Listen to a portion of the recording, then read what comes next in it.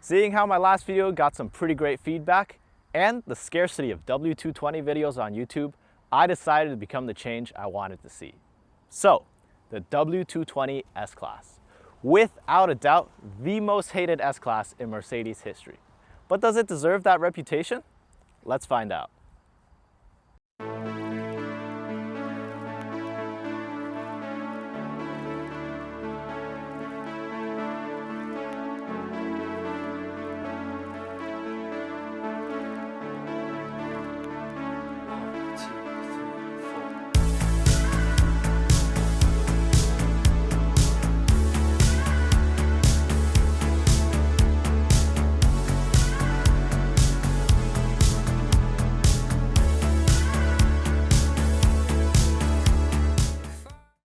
Starting off with the exterior, I'll admit, growing up, I always hated this generation of Mercedes. The two generations before always had that strong, boxy Mercedes look, and all the S-Classes always commanded presence. This car, however, just looked like a generic sedan, and apart from the iconic Mercedes grille and hood ornament, it just didn't scream S-Class to me. Now, despite my dislike for Mercedes 2000 design, sorry Bruno, the S-Class was always the most tolerable design to me. All the other Mercedes had these weird egg-shaped headlights at the time. And I'll admit, rounded headlights can look great. Just look at any of the cars in Bentley's lineup. Whatever Mercedes was doing at the time, however, was just not working for me. Luckily, the S-Class never had this issue, and in 2003, they even got these nice bi-xenon headlights, which look fantastic. For the rest of the design, it's really grown on me. Despite not liking it as a kid, I've really grown to appreciate its sleek look. However, my biggest criticism is just once again that it lacks presence. From the rear and the side, it looks great, especially the long wheelbase models. Those huge doors really give it that limousine look. The front, however, is where it falls apart for me. In my eyes, it's just a little too small and the main reason why it lacks that S-Class presence. Moving on to the interior, the S-Class has an understated, classy look. I really like the symmetry and the single piece of wood trim which spans the entire dash. The command system in the center console definitely makes the car look a little dated, but is a lot more modern looking than the pre-facelift models where I'll show a picture of right here. One piece of criticism I would have for the interior is just how conservative they were with their use of wood. Compared to the previous and even future generations of S-Class, the W220 has very minimal wood trim. The trim they do use on the bottom of the door panels also don't nearly look as nice as the trim on the dash, and I wouldn't be surprised if I found out that it's actually fake. When you get in the interior, the steering wheel and the seat automatically move you up to your designated driving position. Pretty standard stuff for a lot of modern luxury cars, but I thought I'd mention it anyway. In terms of interior room, I think it's no surprise that it's very spacious up in here. All the touch point materials are also very soft touch, made of either leather or some nice high quality plastic. All the cars also come standard with leather heated memory seats with so many adjustable features that it's near impossible to find a position that's not comfortable for you in this car. The 3 memory settings is also super helpful if you want to let your family members drive the car, or just to have an extra position where it's reclined all the way. Now, before we get to the second row, just check out how wide these doors open. It's a really weird and small detail, but I just want to show it anyways. Pretty wide. Kind of a weird feature, but it could be definitely helpful if you want to store large objects in or put in a child seat. It's just that nice little bit of convenience that Mercedes put in. In terms of second row room, I think it's no surprise that a long wheelbase limo is going to have plenty of room. The front seat right here is set all the way back and I still have plenty of leg room. In terms of feet room, I can also stick my feet directly under the seat for plenty of room. Headroom's amazing. I got these nice little vanity mirrors if I want to put on my makeup, a nice ashtray if I want to give myself lung cancer, and just all nice materials everywhere around here. When you sit back here, you really feel like you're a titan of industry or just someone important back in '05. Now that we got a brief overview of the W220 S-Class, it's time to go over some of my favorite quirks and features. The reading lights for the front passengers are actually located on the bottom of the rear view mirror, unlike other cars which might have them in the lighting housing. This is to make it so it's safer to read at night as it's less distracting to the driver. I really like the instrument cluster of the W220. It's probably my favorite instrument cluster out of all the S-Classes, as the ones that came after are digital screens and the ones before are all analog. I think the W220 has the perfect middle ground with an analog LED cluster. The LED lights also turn off when you turn on the cruise control based on the speed, and it creates for a really cool look and also allows you to know exactly what your cruise control is set at. The air suspension. It feels like a cop-out, but you can't talk about the S-Class without talking about the air suspension. The W220 was the first S-Class to make Airmatic a standard feature. Being able to lift and lower the car for greater ground clearance is actually really helpful. I live in a neighborhood that's still under construction, and some of the roads can get really awful. I also worked at a farm for some time, and being able to get greater ground clearance for those dirt and gravel roads is super nice when you own something as expensive to repair as an S-Class.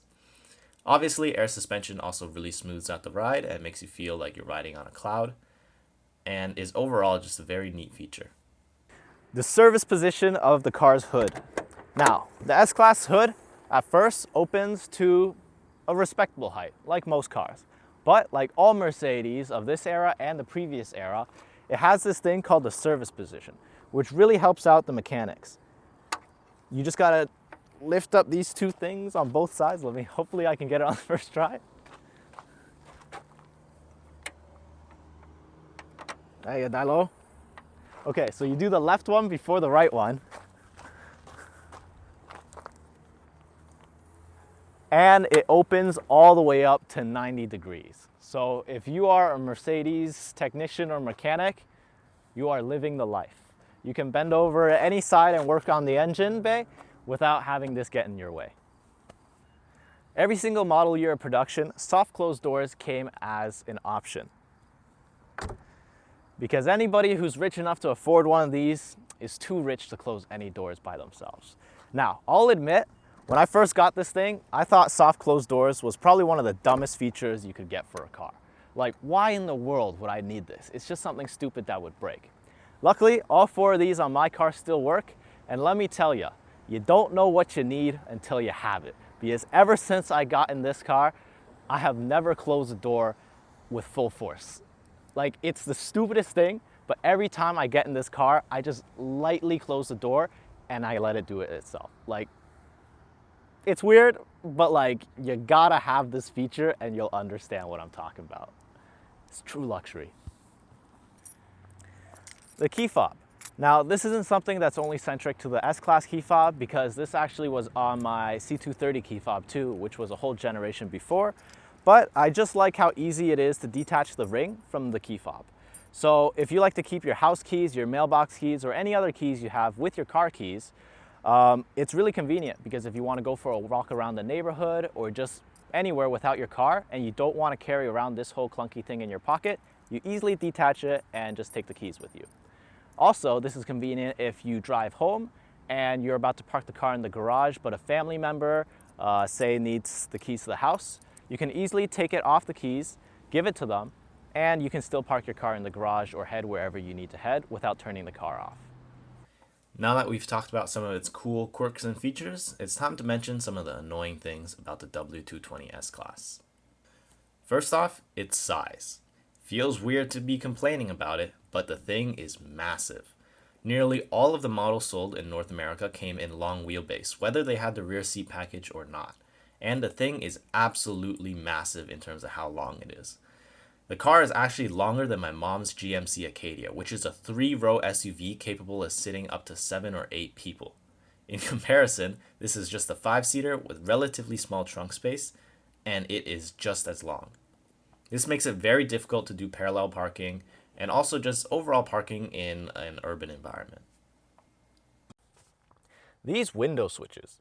The window switches are located at the bottom of every door panel, instead of every other car where it's either on the armrest or like my old Mercedes where it's on the center console. Now, it's the most minor inconvenience, because every time you want to open or close a window, you have to just reach down slightly. Once again, super minor inconvenience, but when you're in an S-Class, there should be no inconveniences, no matter how minor. The material / coating that they use for a lot of their buttons and switches really don't age well. When I first purchased it, many of its buttons and switches were very sticky. Luckily, there was a fix that I found online for it, and I'll show it on screen now. But just be wary when you first buy it, many of its switches and buttons will be coated in this very disgusting and sticky tar, and it just really doesn't age well through time. The trunk space for this car and its size is kind of small. Now, in terms of the total trunk room, it's in no way a small trunk. But for the size of the car, you would really expect something quite large. I would say it's about the same size as the trunk of my old car, which was the C230 compressor C-Class. But when you're buying an S-Class, which is, twice the size, twice the weight, you kind of expect at least 1.5 times the trunk space. That being said, I'm sure I won't really have too many problems with this. It's just when you have a car this big, you would expect a really big trunk as well. The absolutely abysmal fuel economy on this car.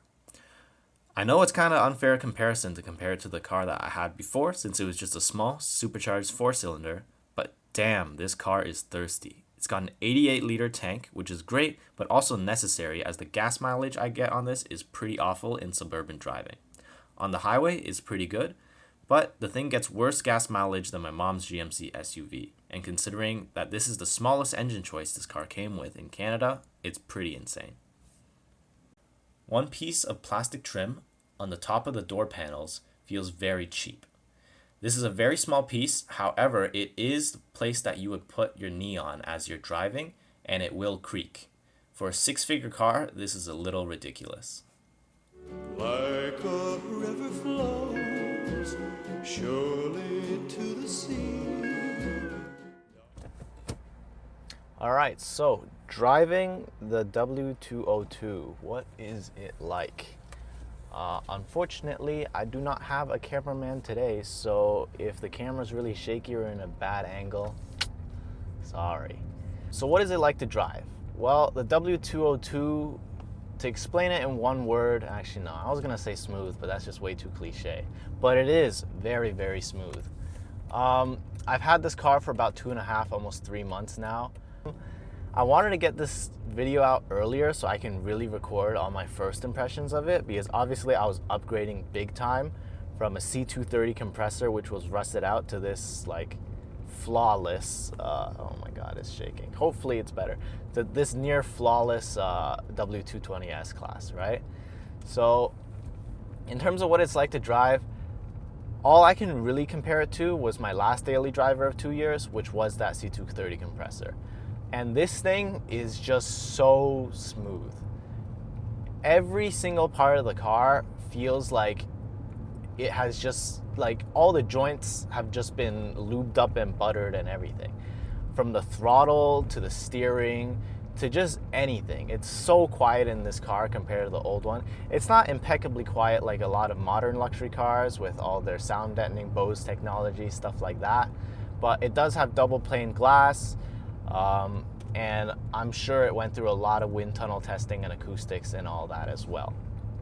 But to really describe it, it's kind of difficult too. Obviously, I'm not a real automotive journalist, but the sensation you feel from just doing the simple things, from turning the wheel to putting your foot down on the throttle, everything has just been smoothed out. There's nothing jerky about it.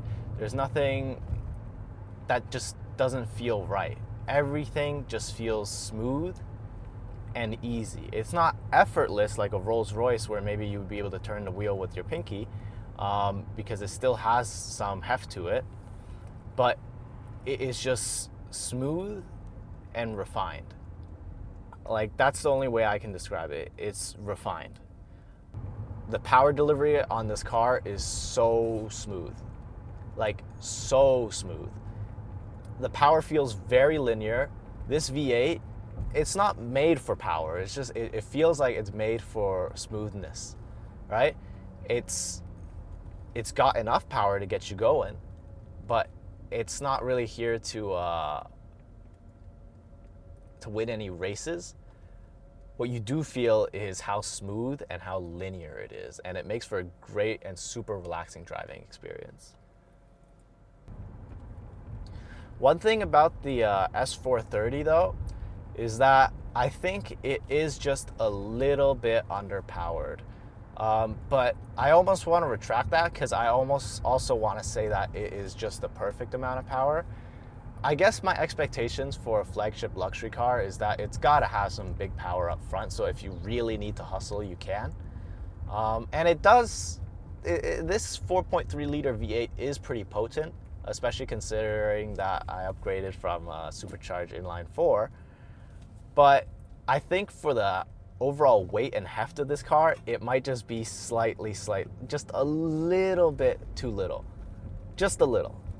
But at the same time, it's not sluggish at all. Like when you put your foot down, I've never really had to do more than half throttle with this car. You can really feel that V8 rumble, and it does feel like you have that effortless power with you. It's just that I know that if I really, really wanted to hustle this car wouldn't be able to do it as well as the 500 or the 600 or the 55 AMG.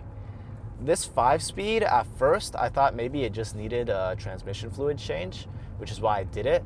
But now I've realized it might just be that a lot of the early 2000s and 90s Mercedes models, the transmission programming just wasn't it wasn't perfected yet.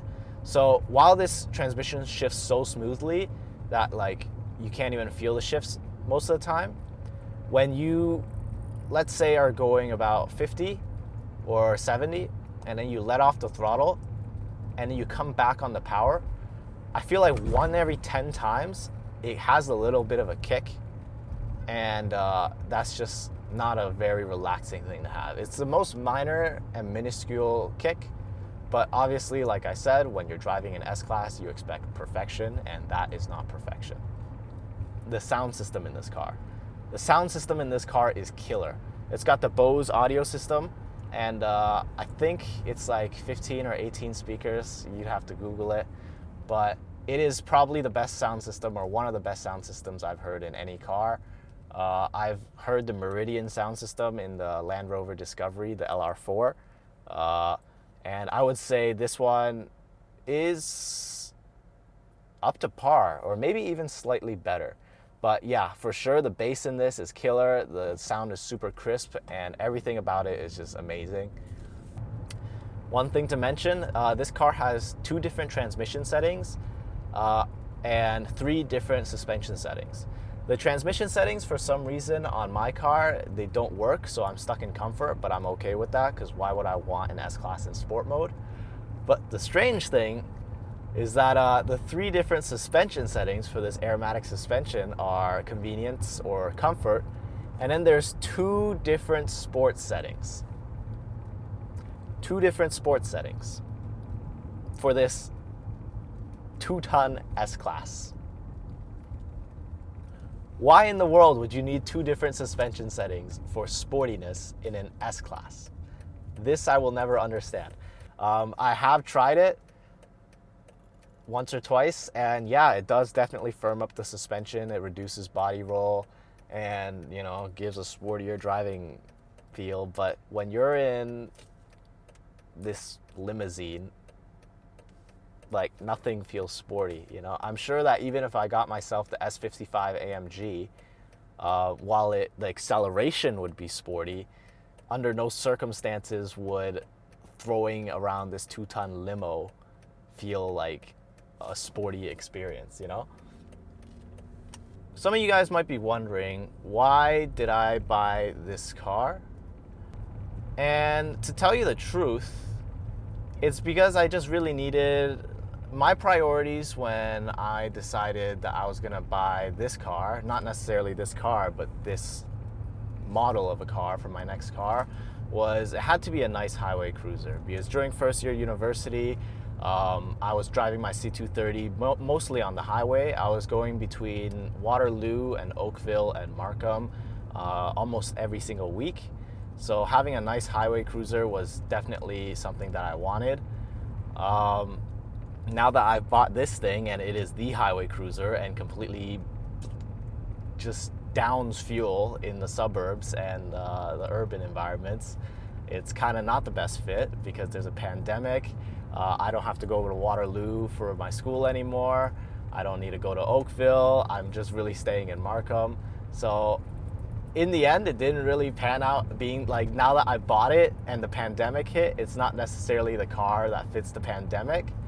But that being said, my old C-Class didn't even have air conditioning. So air conditioning is definitely something nice to have on this car. Also, another thing to mention, apart from the window switches, it's like I said, everything on this car is effortless. So having automatic climate control, I understand to maybe a lot of you viewers out there, it might not be a crazy feature, but when compared to my old C-Class or even my mom's 2010 GMC Acadia, which doesn't have automatic climate control, I gotta tell you, this is a very, very convenient feature to have. All you gotta do is get in your car and then it'll automatically set the temperature, the intensity of the fan, all of that. That's super convenient. I don't know about you guys, but like, it's just a super convenient feature for me because I don't even have to control where the air is flowing because I'm just always comfortable in this car. And that's just because they actually not only have automatic climate control in terms of the fan intensity and also the temperature, but they also have automatic climate control in terms of where the air is actually distributed. If you read the owner's manual, they essentially have a sensor up on the hood of the car, and that tracks where the sun is and also the intensity of it. And then the car's computer would automatically redistribute the air and the intensity of the climate control based on that information. Crazy, overcomplicated technology for 2005 and even 2020, but it's nice to know that you have it. It's just, I can't even pinpoint all the things about this car that make me comfortable because, like I said, it's just designed to be effortless. It's all the very small things that really elevate the experience. So for example, when I open the door, the weight of the doors feels solid. The door sill is chrome and says Mercedes-Benz. Just that is a nice little premium touch that makes me feel all the richer when I get in this car. But going back to it, why did I buy the W220? So I'll tell you what I was shortlisting apart from this S-Class. I was thinking of the Lexus IS, the Lexus GS, and yeah, that's honestly the only two. And the thing that drove me over the line was actually a video by an Oakville YouTuber, Daniel Kon. I'll link his video in the description. He goes way more in depth than this video will. But the main reason I chose this car is just because the brand significance Mercedes-Benz has to me and my family. Back in the old country, my dad used to own, I think, a 93 or 92 Mercedes-Benz S500 SEL. So the big 140. And that car was basically like the firstborn child of the family. It was like a sibling to me growing up. So Mercedes-Benz has always had that special place in my heart. And that's why my first car was a C230 compressor. And that's why my second car is another Mercedes, the W220 S-Class. That being said, one of the reasons why I wanted to make this video was actually because of how freaking ticked off I get of all the comments I see online, whether it be any video online to do with luxury cars. It could be the Audi A8, it could be the BMW 7 Series, it could be any car. And everything will just say, oh, it's a hunk of junk. Germans will end up in the junkyard in 5 years. Oh, you should buy a Lexus. Lexus is the best car in the world. Go, go, go, go, go. It's just, oh my God, all the Lexus fanboys out there, bro. And look, I completely understand where you're coming from. Lexus, Toyota, they make amazing cars. They're reliable. The parts aren't uber expensive. They're great cars. But like, to just easily say like hands down without a doubt the Lexus is the best that you can get, it's just BS. The reason, like, if you notice when I was talking about my short list earlier, I had the Lexus IS and I had the Lexus GS on my list along with the Mercedes S-Class. The Lexus compact model and the Lexus midsize model were on the same shortlist as the flagship Mercedes-Benz. Because in the used market, Lexus and Toyotas don't depreciate like Mercedes-Benz do. Okay? If it would cost just as much, or if not even more, to get the compact Lexus IS 250 than it would cost this car, which is in pristine condition at only 130,000 kilometers, and it's been dealership maintained for its entire life, right? Lexus IS and GSs go for the same price as this flagship car. I can't afford a Lexus LS in the same condition as this Mercedes S-Class because it would cost double. And that's why I hate all the freaking Lexus fanboys out there talking about how, oh, you should definitely buy the Lexus instead. I can't afford the Lexus. It's really that simple. I'm gonna try and put some screenshots of Kijiji Autos in Ontario right now, but I can easily pick myself a decent example of a W220 S-Class for maybe around $5,000. But the cheapest Lexus LS with at least 250,000 kilometers and like some minor dinks and maybe even surface rust goes for at least $7,000 to $8,000. So that brings me to the pricing of this car. How much did this car cost me? Okay, wait. How much did this car cost me to buy? So originally I was looking at a couple examples for around maybe $3,000, possibly even $4,000. And those just didn't pan out at all. Oh my God, the sun's so bright. Let me try and get in a different position. And those just didn't pan out because they were in awful condition. The air suspension was sagging, all of that stuff. So eventually I found this model, which was going for $8,000. And originally I just expected to go there to check out the car, see what a good example looks like, so then I could keep looking for cars, you know, in the $4,000 range, maybe $3,000 range. But when I saw this thing and I inspected it for myself, it was so pristine that I just couldn't turn it down. Like I said, 130,000 kilometers for a 15-year-old car. If you check out the dealer, like the maintenance records, it was serviced at this one Mercedes-Benz dealership for all of 15 years. All the soft closed doors still worked, which was insane to me because I know these were things that commonly broke. And if all 4 of them are still working, it either meant 2 things to me.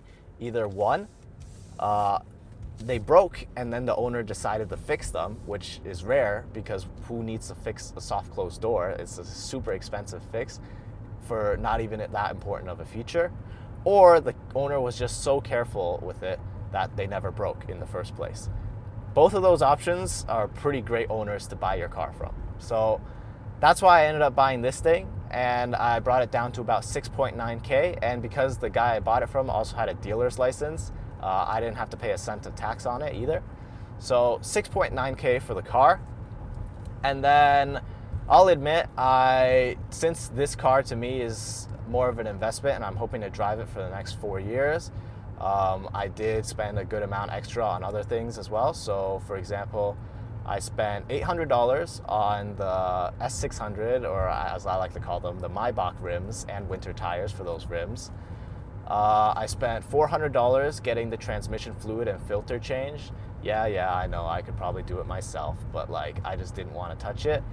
I spent about, I think $80 on the coolant to get the coolant change. When I first bought it, the headlight washer, the windshield washer fluid reservoir was leaking, and we figured out that's because there was a leak in the lines for the headlight washers. So we decided to just disconnect those lines and stop the leak entirely. I can't use my headlight washers, but I don't really care. So that set me back $60 just for my mechanic to take a look at it. Kind of a scam, but whatever. And $190 to get the windows tinted. And that's my total investment into the car. So in total, I think over 8K, which is not cheap, but it's actually less than if I were to just buy a Lexus LS outright without having purchased winter tires for it, without having to do the maintenance, all that stuff. So that's why, like, all the fucking Lexus fanboys on the internet talking about how the Lexus is the car to buy, the Lexus is the car to buy. I will admit, back in 2005, it was without a doubt the car to buy. It cost, I think, almost, in some cases, almost half of whatever Mercedes or Audi or BMW was costing for their 8 Series, A8, and their S-Class. And it had almost all the features, if not even more features. So in 2005, it was definitely the car to buy. But in 2020, with the way the used car market works, that's just not gonna cut it. So I've owned this for 2.5, 3 months, and I'm planning to own it for the next 4 years. And this is the hill I choose to die on. So if somewhere through the next year or 2 years of ownership, something huge happens and I have to drop $2K to fix it, then okay, internet, you win. The S-Class is a shitty car, it belongs in a junkyard, yada, yada, yada. I should have bought a Lexus. But right now, I'm deciding, hey man, I wanted a Mercedes-Benz, so I bought a Mercedes S-Class, and I still have spent less money with all the investment I put in than if I would have just bought a 220,000 kilometer Lexus LS 430 outright. So now for the big question, does the W220 S-Class deserve its reputation as the worst S-Class? Well, I can't really answer that because, hey, I'm 18 years old and I have not driven 8 different generations of S-Class. I've really only driven this one, even though my dad did own a W140. But that being said, I know that online, this car has a really, really shitty reputation because this is the generation when Mercedes merged with Chrysler and all the material quality and quality control started dwindling. They had to cut costs. The W140 was the last Mercedes S-Class where the accountants weren't in charge and the engineers just got to do whatever they want. And yeah, I will definitely say that there are some things about this car that just don't feel like a flagship Mercedes. It's like I mentioned before, the cheap feeling plastic on just this one small panel on the door, but it does make a difference because once every while your knee touches that and then it causes a problem. And I also know the pre-facelift models for this car had really, really, really shit build quality. Luckily, I got a post-facelift, but I understand all those things. But that being said, there's that age-old question of would you rather be the best of the worst or the worst of the best? And in this case, being the worst of the best is not too bad at all. Being the worst S-Class kind of sucks, but you're still an S-Class, which means that you were once the flagship luxury sedan for the premier luxury car company. So this car is still supremely comfortable to drive. It makes highway and city driving delightful. I remember the first time I got in traffic with this car, I didn't want to kill myself. And that was the first time I've ever been in stop and go traffic and didn't want to pull my fucking brains out. And that's an accomplishment. Like, for a car to be able to do that, very impressive. This thing on the highway, it's delightful. You put on cruise control, it's nice and quiet, it's got a great sound system, it's great. Makes highway driving easy peasy, Ezra Pez. But yeah, it's just great, super comfortable car to be driving in and to be driven around in. The materials quality is great. Being able to see the hood ornament is great. It's an S-Class. You really can't go wrong. No matter which generation you go for, you're driving an S-Class. So there's my answer for you. Yeah, this video was kind of just meant to be an intro for this car because obviously I can't give a super in-depth review yet like I did my C230 compressor since I only bought this thing a couple months ago. So in 2 years' time, I will make an update video. Was the W220 worth it? Did it cause as many headaches as its reputation says it would? All that jazz. But for now, this is my first impressions. This is what I think of the car so far. And hopefully you'll see me in a couple years time and I will still be loving this car as much as I do now.